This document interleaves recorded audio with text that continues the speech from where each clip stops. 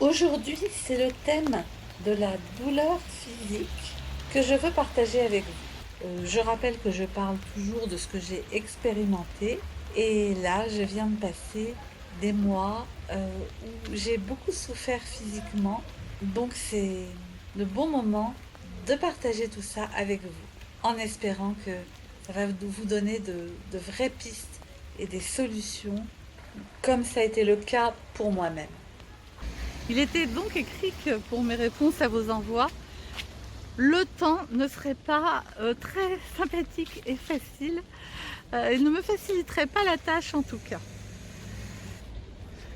C'est encore avec un temps incertain que je viens vous retrouver sur ce thème de la douleur dans la maladie.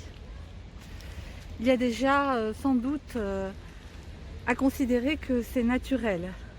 Je dis ça alors que j'avais une vraie phobie de la douleur avant de me casser l'épaule, à tel point que je me suis dit, c'est peut-être ça le sens de ce qui m'est arrivé, d'apprendre à accepter la douleur. Je ne sais pas, en tout cas c'est sûr que j'ai fait des gros progrès. La douleur est inhérente à notre condition humaine et animale. Et d'ailleurs je me souviens de cette remarque qu'avait eue la vétérinaire lorsque mon chien était en fin de vie et petit à petit il ne mangeait plus, il ne bougeait plus. Et la vétérinaire avait dit que les chiens ont intégré la douleur dans leur processus de vie. Ça m'a fait beaucoup réfléchir. Je pense qu'on a quelque chose à prendre de ça.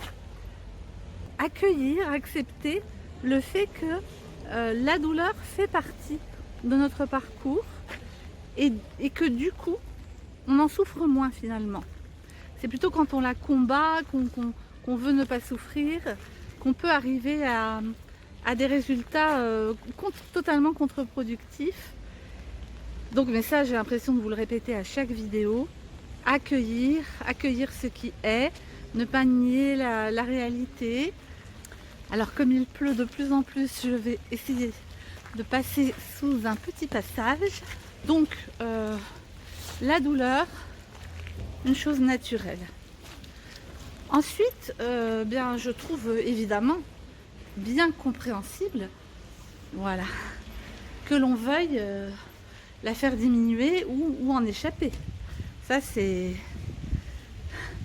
évident, vu, vu ce qu'on ressent quand on souffre physiquement. Il y a une espèce de méthode qui est que quand la douleur arrive, on essaie de lui substituer quelque chose d'agréable, de positif. Par exemple, on me fait un examen médical qui est difficile à vivre pour moi. Eh bien, je me raconte une histoire. Et d'ailleurs, l'hypnose procède beaucoup comme ça. Je me raconte une histoire de quelque chose d'agréable et j'essaie de partir dans ce monde. Ce qui est effectivement une bonne idée, qui est un peu le contraire de ce que je vous ai dit tout à l'heure. C'est-à-dire, au lieu d'être vraiment dans ce qui est, c'est proposer autre chose au cerveau. Car il se trouve que le cerveau focalise sur la douleur pour essayer de la gérer. Et donc là, on lui dit, ben non, c'est pas tout à fait ça. C'est pas ça que j'attends de toi maintenant. Ma douleur, elle est gérée. Je vous parlais de l'exemple d'un examen médical, mais aujourd'hui, on a les médicaments, on a beaucoup de soutien. Et c'est pas la peine de focaliser à ce point-là. Je peux aller dans un autre monde, dans un autre domaine, dans une autre dimension, pour pouvoir souffrir moins. Alors, je dirais peut-être que ce n'est pas le contraire, c'est accueillir le fait que je souffre et aussi partir dans une autre dimension pour pouvoir gérer cette douleur physique.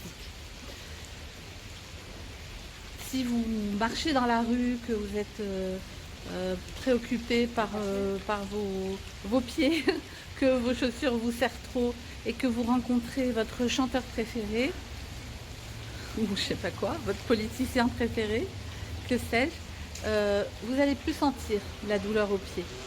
Donc c'est ça l'idée, c'est de dévier la pensée trop focalisée sur la douleur pour pouvoir la supporter. Ce n'est pas forcément possible. Je me souviens d'une fois où on m'enlevait les fils de la cicatrice. J'avais bien tout ça en tête. à la fois accueillir et en même temps me diriger vers un pays plus serein pour moi, mais c'était impossible.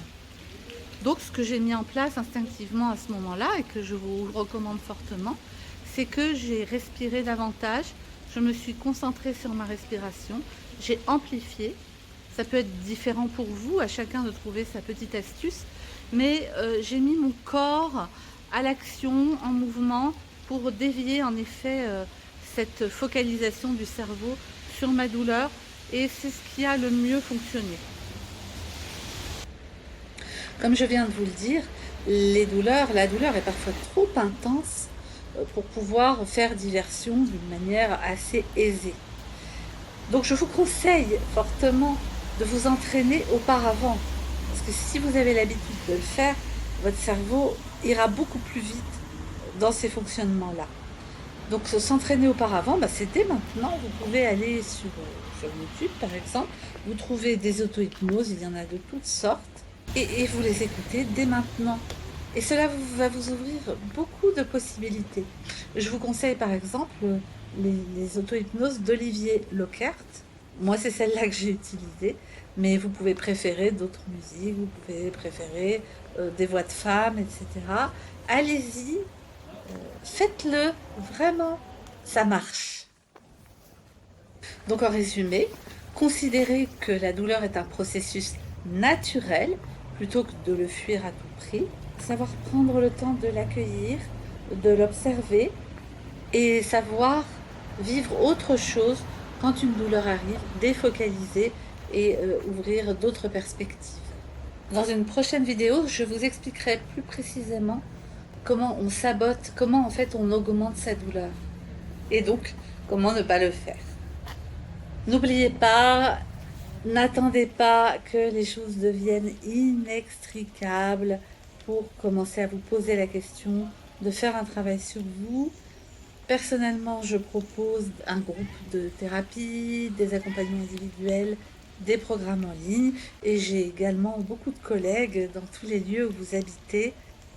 Rappelez-vous que vous êtes fait pour la joie.